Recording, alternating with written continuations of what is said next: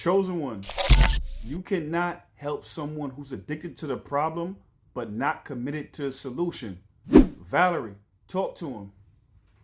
Chosen ones, some people don't actually want healing, they want attention for their wound.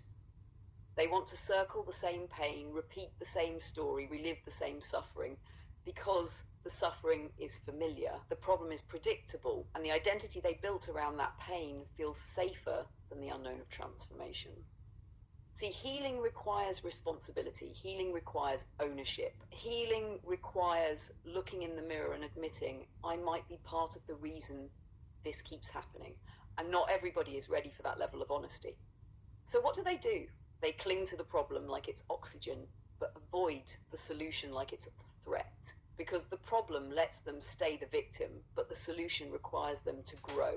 And growth? Growth demands ego death. Growth demands accountability. Growth demands leaving behind the version of themselves that kept the story alive. So don't drain your spirit trying to save someone who's choosing the cycle. Don't sacrifice your peace for someone who's committed to staying the same. You can offer truth, you can model alignment, you can plant seeds, but you cannot walk for someone who refuses to stand. If they're addicted to the problem, they'll resent the person who offers the solution until they're ready to choose themselves. And when that day comes, they'll remember everything you tried to give them. You see, chosen one, you are a natural problem solver. You are a natural problem solver. You've been solving problems your whole life because the Matrix has been giving you problems and attacking you since you were younger. So you're used to overcoming obstacles. You are the type of person that has a solution for every problem. They are the type of person that has a problem for every solution. You're not equally yoked. I know you would love to try to help them, but sometimes helping them causes more damage than letting them help themselves. Imagine someone's drowning in the water and you throw them a life raft. You throw them one of those little flotation devices and they still won't take the help. Then you jump in and try to save them, and now they start flailing and knock you out and drown both of y'all in the process. The ego is what is motivating them. The ego is very intelligent, especially, you know what I'm saying, for people who are unaware of it. So because of that, their ego wants to stay alive. So the ego also needs power to stay alive. So what will happen is that the ego will try to be the victim, but then also gain power by being the victim.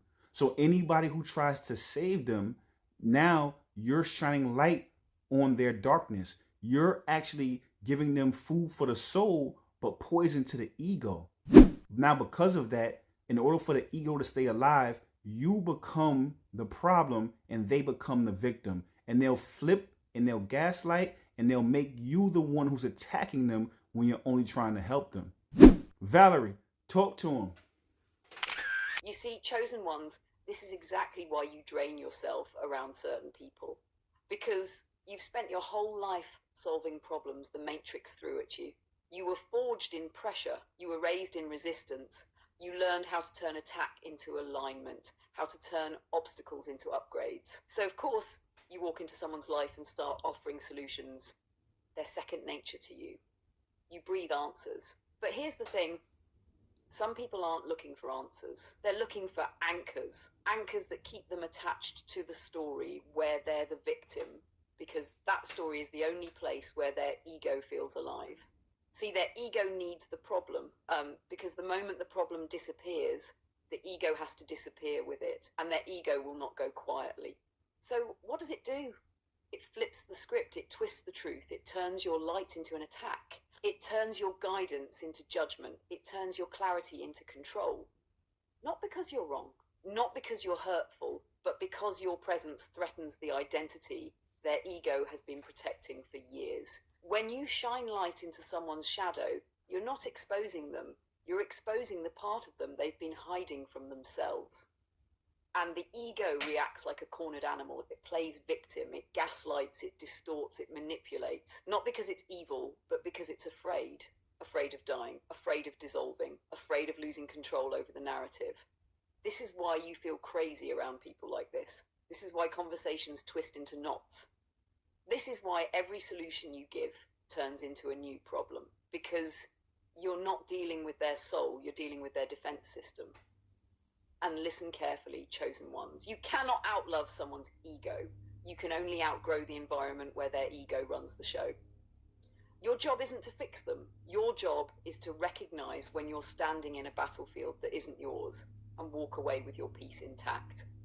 Because the people who truly want healing, they'll meet you at the level of solution, not the level of struggle. You see, chosen one, you have to understand that you are blessed. You were given a different level of intestinal fortitude than the average person has.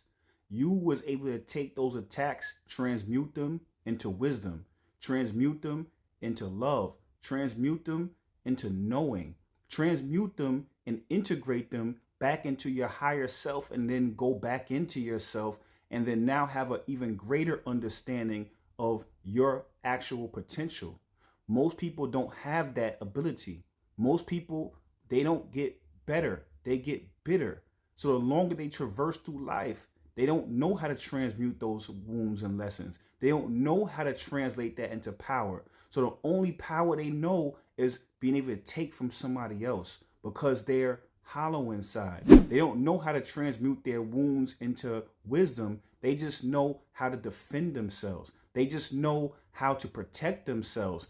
And that's not even truly protecting themselves, because they're starting to disconnect from their soul, because they're identifying too much with their ego. So I say all that to say is that, when you come around and you deal with these people, that's the reason why they're so defensive, because that's the only thing they have. They don't have the ability to transmute into wisdom. All they can do is then now defend themselves. And the way they gain power is by taking power from other people. And now the way you take power from somebody else is to now villainize them and victimize yourself. And then now that way they can turn that victimization into some type of control. Valerie, talk to him. You see, chosen ones, when someone hasn't learned how to alchemize their wounds, the only power they know is protection. Not protection from growth, but protection from truth. Because truth requires transformation. Truth requires humility. Truth requires letting the old self die so something real can be born.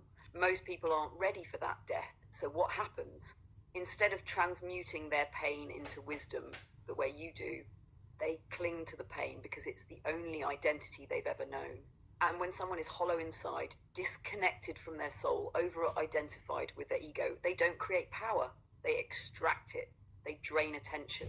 They drain energy. They drain compassion. They drain clarity.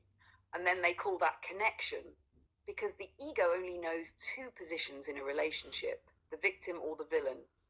If they can make you the villain, they get to stay right, they get to stay hurt, they get to keep the story where they don't have to change. So this is why they twist narratives. This is why they become defensive over simple truths. This is why they turn your help into an attack.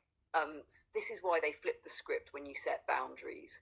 They're not protecting themselves. They're protecting the identity that was built on wounds they never healed. But here's the real revelation, chosen ones.